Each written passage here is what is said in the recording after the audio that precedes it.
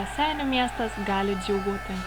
Po dramatiškos kovos Raseinių Rasai išplėšė pergalę prieš Tauragės krepšininkus rezultatu 84-81. Žaidimas vyko dramatiškai, tik paskutinio kėlinio metu Raseinių krepšininkai pasičiupo pergalę. Pirmąjį ir antrąjį kėlinius rasiniškiai pralaimėjo 1 tašku 19-21 ir 19-20.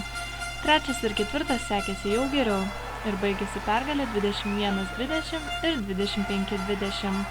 Vykus beveik tolygiam žaidimui, nugalėtojai išaiškėjo tik paskutinėmis akimirkomis. Likus kelioms sekundėms svečiai išlygino rezultatą, pataikys tauragiškiui Rolandui Matului, rezultatas buvo 81-81. Tačiau Rasai krepšininkas Gediminas Butkus per varžovų rankas pataikė tolimą tritaškį ir išplėšė pergalę. Raseinių komanda reguliariajam čempionate buvo užėmusi tik 5-ąją vietą, todėl jų pergalė yra didžiausia staigmena. Čempionais tapę raseiniškiai iškovojo teisę žaisti NKL.